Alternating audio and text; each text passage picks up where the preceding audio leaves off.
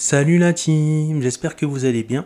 Aujourd'hui on se retrouve pour une nouvelle vidéo et dans cette vidéo là on va découvrir l'histoire d'Oculus, comment l'entreprise Oculus a vu le jour, quel a été l'acteur ou les acteurs qui ont bouleversé le marché de la réalité virtuelle et qui ont fait que maintenant on trouve des casques avec un très bon rapport qualité-prix comme le Quest ou le Quest 2 qui est vraiment le meilleur casque à rapport qualité-prix du moment. On va voir que avant c'était pas du tout ça.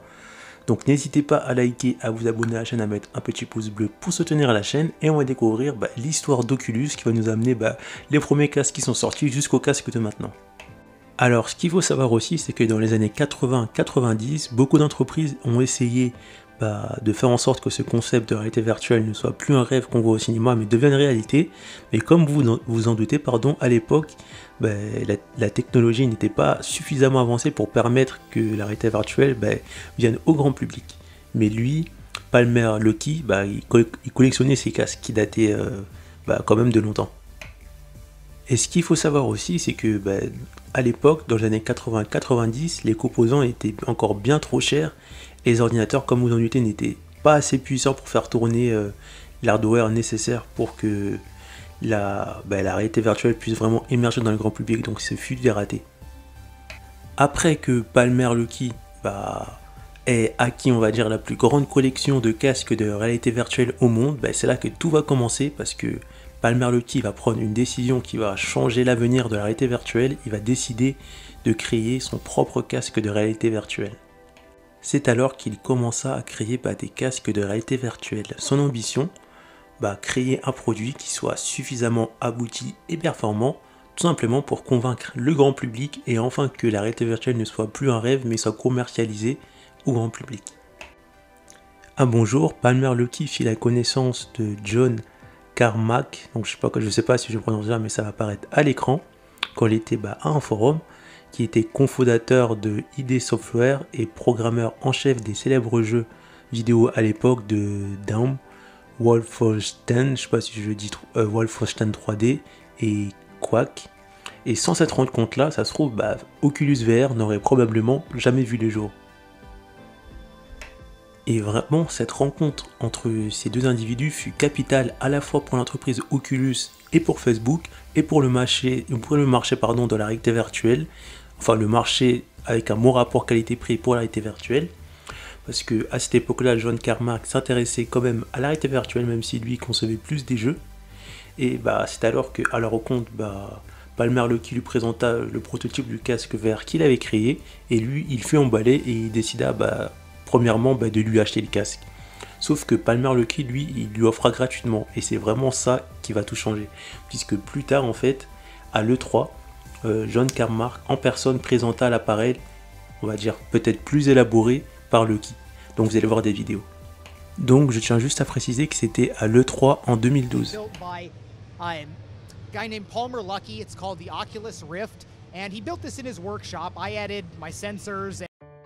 Et quand à l'E3 2012, ce casque est apparu, ça a fait comme une traînée de poudre sur internet et tout le monde était emballé par ça. Et c'est à partir de là que Palmer Luckey réalisa qu'une grande opportunité s'ouvra à lui et qu'il devait aller dans la VR. Parce que à cette époque-là, Palmer Luckey faisait des études de journaliste et c'est en juin 2012 qu'il décide d'abandonner ses études de journaliste et de fonder l'entreprise que tout le monde connaît, Oculus. Et rapidement, il sera rejoint dans cette entreprise par 3 poids lourds de l'industrie. C'est lui, par la démonstration de John Carmack pendant l'E3 2012, Brandon Irib, Michel Antonov et Nat Mitchell. Enfin, je sais pas si je le dis bien, mais les noms apparaissent à l'écran. Ce qu'il faut savoir en fait, c'est que Palmer Luckey, donc là j'ai mis une photo de lui, mais en adulte, plus en adolescent, j'allais dire gosse. Donc je reviens sur ce que je disais, ce qu'il faut savoir aussi, c'est qu'en fait Palmer Luckey, bien avant sa rencontre avec John Carmack, cherchait un moyen de financer son projet pour créer un casque qui soit, on va dire, apte au grand public et éviter les échecs du passé des années 80-90. Mais il décida de faire ça plus tard. Et c'est après sa rencontre avec John Carmack et après avoir créé son entreprise, après ce qu'il a vu à l'E3, qu'il a vu ce que ça allait engendrer plus tard, je pense. Après cette rencontre-là et avoir créé son entreprise, c'est là qu'il décida de se lancer. Le 1er août 2012, il lança enfin sa campagne sur une plateforme de financement participatif et la donne avait bien changé vu que il avait, comme je vous ai dit, John Karma qui est un poids lourd de l'industrie, surtout à l'époque, avec d'autres poids lourds qui ont aussi soutenu son projet, comme Gam Newell qui est le président de Valve, et d'autres personnes qui ont décidé aussi d'apporter leur soutien. Et de base, Palmer Luckey il voulait récolter que 250 000 $, mais dites-vous qu'en seulement 24 heures, il a réussi à avoir 670 000 $. Donc c'est énorme, auprès de 2750 contributeurs. Donc ça a vraiment dépassé ses attentes, et en seulement 3 jours, il passait le cap du $1 million. Pour vous dire que en 2012, la réalité virtuelle, beaucoup de personnes voulaient que ça avance. Et c'est après toutes ces étapes que Oculus crée enfin son premier casque officiel, l'Oculus Rift DK1. Mais néanmoins, ce qu'il faut dire, c'est que ce casque, il était pas prêt, on va dire, pour la commercialisation au grand public, mais dans un premier temps, il était plutôt destiné aux développeurs qui souhaitaient découvrir la réalité virtuelle et commencer à voir et se familiariser avec ça. Pour éviter en fait les erreurs du passé des années 80-90 où on avait des casques qui n'étaient pas vraiment aboutis. Le Rift S DK1 coûtait à l'époque 350 $, et le casque à son époque surpassait déjà largement tous les casques de réalité virtuelle commercialisés auparavant. Mais il faut le dire, dans ce casque là, il n'y avait pas que des choses positives, il y avait des choses quand même négatives qu'il faut spécifier, et on va les voir ensemble. Donc l'un des défauts majeurs, c'est la définition de l'écran qui était encore très basse, et l'effet de gris qui était extrêmement prononcé. Donc il y en a qui se plaignent sur Oculus Quest ou sous d'autres casques de l'effet de gris, mais là c'était vraiment critique, mais pour l'époque c'était bien. Et surtout, sur ce casque-là, il n'est pas encore question de tracking et de position. Certes, ce casque était muni de capteurs, mais les capteurs servaient uniquement à gérer le déplacement de la tête dans l'espace et pas la position de l'utilisateur dans l'espace. Donc vous ne pouvez pas marcher, il ne reconnaissait pas les mouvements dans l'espace tout simplement. C'était plutôt un Oculus Go non autonome qui était relié au PC, mais pour l'époque c'était déjà pas mal. Et ce casque-là, il a été fabriqué à 65 000 unités. Et les 65 000 unités ont toutes été écoulées le 21 février 2014. Suite à ça, Oculus prit une décision assez inattendue. En fait, ce qu'ils ont fait eux, c'est qu'au lieu de produire davantage de casques pour avoir plus d'argent et vendre plus de casques, plus de 65 000 unités, ils ont décidé quelques semaines plus tard, tout simplement, de dévoiler la seconde version de son kit de développeur, qui est l'Oculus Rift DK2. Le 19 mars 2014, Oculus annonce l'ouverture des précommandes pour le DK2 de l'Oculus Rift. Cette seconde itinérance n'est toujours pas assez aboutie pour une commercialisation à grande échelle, mais se rapproche petit à petit de la version finale du casque VR. Le DK2 est basé sur un prototype présenté par Oculus quelques mois plus tôt et corrige de nombreux défauts du DK1. La définition de l'écran passe de 640 x 800 à 960 x 1080 pour une augmentation de nombre de pixels de plus de 100%. Alors que si on compare le Quest 1 au 2, c'est une augmentation de 50%, mais c'est pas négligeable. Et l'effet de gris, quant à lui, est nettement moins prononcé, mais bien toujours présent. En outre, Oculus est parvenu à résoudre en partie le problème motion sickness provoqué par le DK1. La firme s'est aperçue que ce phénomène était principalement causé par un effet flou de l'écran. Pour y remédier, l'écran LCD a été remplacé par un écran OLED. Par ailleurs, la latence a été fortement réduite et passée de 60 millisecondes à seulement 30 millisecondes. Donc là, on voit qu'on a quand même une vraie révolution entre le DK1 et le DK2. Enfin, des frames entièrement noires sont intégrées entre les images pour donner au cerveau en fait une impression de fluidité accrue des défilements d'images. Et pour terminer, une caméra externe a été ajoutée au casque et celle-ci permet en fait le tracking de la LED infrarouge intégrée au casque et donc le tracking de position. Donc on peut enfin se déplacer dans l'espace avec le DK2 pour la première fois dans l'histoire d'Oculus. Et c'est sans contester la principale amélioration du DK2 par rapport au 1, puisqu'elle ouvre, on va dire, une panoplie de nouveautés à la fois pour les développeurs, pour créer des applications où on peut se déplacer dans l'espace, et aussi pour ceux qui vont acheter les casques, parce qu'ils vont découvrir la VR sous un tout nouveau angle. Là, cette fois-ci, ils pourront plus que se retourner, mais vraiment se déplacer et vraiment exploiter le potentiel infini de la VR.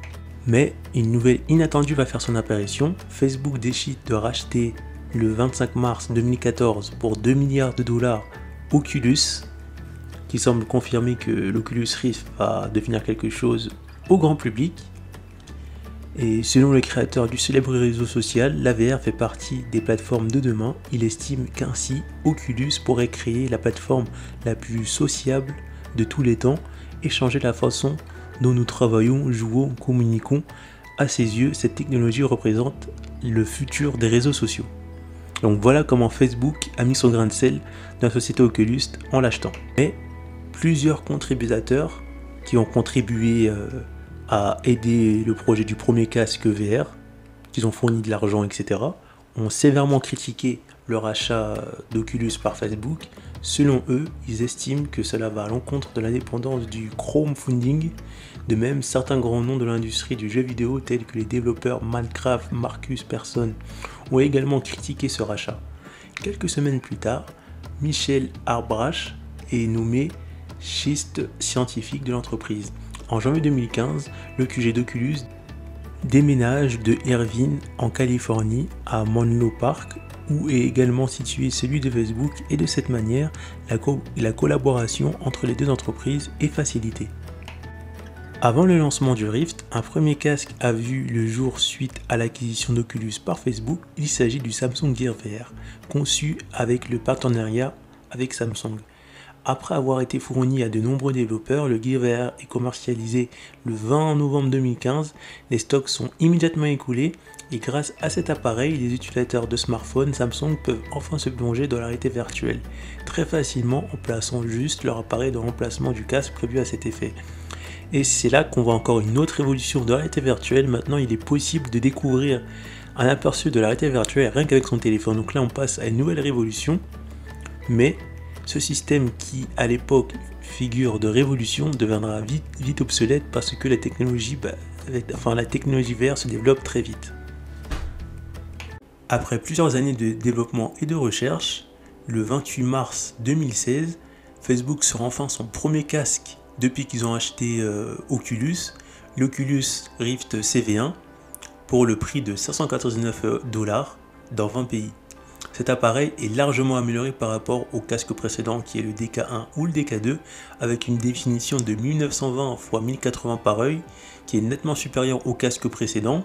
Le volume du tracking et de position est lui aussi largement augmenté. Un casque audio 3D est enfin intégré. L'accent est également mis sur l'ergonomie et l'esthétique puisque ce casque est destiné au grand public et le succès a été immédiat. Ceux qui n'ont pas précommandé immédiatement l'appareil en janvier doivent attendre jusqu'au mois de juillet une rupture de stock de composants. Force certains des acheteurs à patienter entre 3 et 8 semaines, c'est quand même énorme. Cet appareil va vraiment marquer les débuts de l'âge d'or de la VR en grand public. Il sera suivi un mois plus tard par le premier HTC Vive, il ne s'agit cependant que du début. Une petite aparté, suite à l'acquisition d'Oculus VR, Palmer Luckey rejoint Facebook aux côtés de John Carmack et des 3 autres cofondateurs de l'entreprise, Nat Mitchell, Michael Antonov et Brandon Hrib. Toutefois, au fil des années, tous les membres originaux d'Oculus VR vont quitter l'aventure, un par un. Ça va commencer en mars 2017 par Palmer Luckey, celui qui est à l'origine de tout, qui va quitter Facebook sans aucune explication ne soit donnée. Il avouera plus tard néanmoins avoir été conduit vers la sortie en raison de son financement d'un groupe de soutien à Donald Trump, même si Mark Zuckerberg affirme plusieurs fois que son licenciement n'avait rien à voir avec la politique. Environ fin 2018, c'est le CEO d'Oculus, Brandon Hrib, qui décide de quitter le navire. Son départ est lié à un désaccord avec Facebook quant au futur des produits haut de gamme d'Oculus, alors que Facebook lui fait sa priorité de faire baisser les prix des casques pour permettre à un plus large public de découvrir la VR. Lui, Hrib souhaite au contraire continuer à développer des produits repoussant les limites de la technologie. Puis, en 2019, c'est au tour de Nat Mitchell, architecte logiciel, d'annoncer sa démission. Selon ses propres dires, il souhaite continuer son chemin et faire une pause pour se recharger et passer du temps avec sa famille. En novembre 2019, John Carmack quitte le poste de CTO d'Oculus qu'il occupait depuis 2013. L'éminent responsable technique souhaite en effet délaisser la réalité virtuelle pour travailler sur une autre technologie d'avenir, l'intelligence artificielle. De son propre aveu, Carmack n'a pas été satisfait par la lenteur à laquelle s'est développée l'industrie de la VR.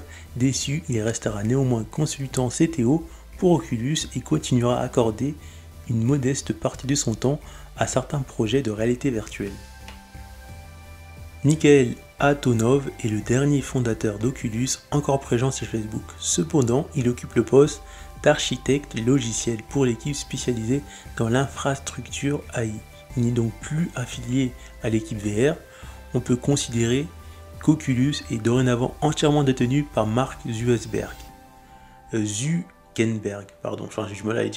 En 2017, Oculus va sortir un casque et ce casque va révolutionner le marché de la réalité virtuelle parce que ça va être le premier casque autonome qui fonctionne à la fois sans PC et sans ordinateur. Ce casque, c'est l'Oculus Go qui a été fabriqué par le chinois Xiaomi et l'un des premiers casques VR comme disait autonome. L'appareil embarque son propre écran LCD de 5,5 pouces pour une définition de 2560 x 1440 pixels, équipé d'un processeur Snapdragon 821, sa puce de stockage et sa batterie et ses capteurs. Il fonctionne sur un iOS basé sur Android et l'Oculus Store permet de télécharger des jeux et applications. Les performances sont comparables à celles du Gear VR, le tracking de position n'est pas pris en charge malheureusement, néanmoins ce produit rencontre un franc succès par son prix abordable. En 2019, le Go passe la barre des millions d'unités, donc c'est quand même extraordinaire dans le marché de la VR. Vendu de plus, ce premier casque autonome inaugure une nouvelle ère pour la réalité virtuelle et pose les bases de la révolution qui se prépare. Et la révolution qui va se préparer plus tard, ça va être l'arrivée des casques autonomes. Mais cette révolution de casques VR autonomes prend réellement forme le 26 septembre 2018 dans le cadre de la conférence Oculus Connect 5. Facebook dévoile un second casque autonome, l'Oculus Quest. Comme le Go, cet appareil embarque tous les hardware nécessaires à son fonctionnement. Cependant, il se révèle nettement plus performant grâce à une puce Snapdragon 835, un écran LED de 1600 x 1040 par œil et 72 Hz et surtout un système de tracking Inside Out intitulé Oculus Inside. Contrairement à celui du Rift, ce système de tracking ne repose pas sur des capteurs externes mais sur des caméras intégrées au casque. Ceci permet de profiter d'une liberté de mouvement à 6 degrés qui manquait cruellement au Go et d'un tracking à l'échelle d'une pièce, ROM-scale. Pour une immersion maximum de plus, le Quest est fourni avec une nouvelle version plus ergonomique des contrôleurs Oculus Touch. Dès son lancement en mai 2019, l'appareil rencontre un succès phénoménal et surpasse toutes les prévisions analytiques, rapide à installer, simple à utiliser, abordable en termes de prix et suffisamment performant pour faire tourner de vrais jeux VR. Le Quest a toutes les qualités pour enfin démocratiser le marché de la réalité virtuelle. Quelques mois plus tard, lors de l'Oculus Connect 6, Facebook annonce de nouvelles fonctionnalités pour le Quest, un système de hand tracking qui permet d'interagir sans contrôleur et un câble Oculus Link qui permet de brancher le Quest à un PC pour accéder aux applications du Rift. Fort de ces nouvelles fonctionnalités, l'Oculus Quest règne désormais sur le marché du casque VR et semble difficilement détrônable. À n'en point douter, cet appareil restera dans les mémoires et pourrait permettre à Mark Zuckerberg d'atteindre son but d'attirer 1 milliard de personnes dans le marché de la réalité virtuelle. En même temps que son casque autonome Oculus Quest, Facebook a également annoncé un nouveau casque VR pour PC, l'Oculus Rift S. Cet appareil fut lancé en mai 2019, le même jour que l'Oculus Quest, son prix est également identique à celui du casque tout en un. Ce nouveau produit vient remplacer le Rift et apporte plusieurs améliorations conçues en partenariat et fabriquées par Lenovo. Il se distingue par son design plus ergonomique, pensé pour le constructeur chinois. La principale différence est une visière en format de halo. Cependant, des haut-parleurs ont été ajoutés. On retrouve également l'écran de 1440p, les lentilles de l'Oculus Go pour une définition accrue par rapport au premier Rift. Cependant, la définition du Rift S est inférieure à celle du Quest. Le système de tracking Oculus Insight introduit avec le Quest est repris par le Rift S, il n'y a donc plus besoin de capteurs externes comme c'était le cas avec le premier Rift, des caméras sont intégrées au casque et le tracking ROMscal s'en trouve largement facilité. Parce qu'avant, avec les Rift, que ce soit le DK1 ou le CV1, il fallait plein de câbles. Et plus pour le CV1, il fallait des capteurs qu'il fallait placer dans la pièce. Hormis ces nouveautés, le Rift S est un successeur direct du Rift, il est compatible avec tout le catalogue d'Oculus Store du Rift qui sera désormais plus produit. De par son prix identique à celui du Quest, le Rift S propose une alternative intéressante uniquement pour ceux qui possèdent déjà un PC VR Ready. Cependant, avec le lancement du câble Oculus Link, il est désormais possible de brancher le Quest à un PC VR Ready pour accéder au catalogue du Rift S. Et pour terminer, on va voir le casque Oculus Quest 2 qui va sortir le 13 octobre 2020. Donc il n'est pas encore sorti, donc on va voir ses caractéristiques et la comparaison du 1.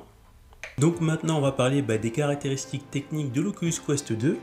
Donc on commence avec la RAM. Donc sur le Quest 2 on a 6 Go de RAM alors que sur le Quest 1 on n'avait que 4 Go de RAM. Donc là on voit qu'on a une montée en RAM supplémentaire qui est pas négligeable.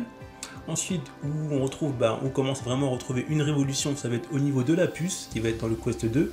Cette fois-ci on découvre une puce Qualcomm Snapdragon XR2 qui est vraiment une puce qui est pareille pour la VR et pour la R, alors que sur le Quest 1 on avait un Snapdragon 835 qui était plutôt une puce pour les téléphones haut de gamme de 2017. Donc on va dire une puce qui était plus téléphone que VR, mais ça a été mis dans le Quest 1. Donc là on voit qu'on a quand même une petite révolution qui est pas négligeable et qu'il faut notifier, qui est intéressante.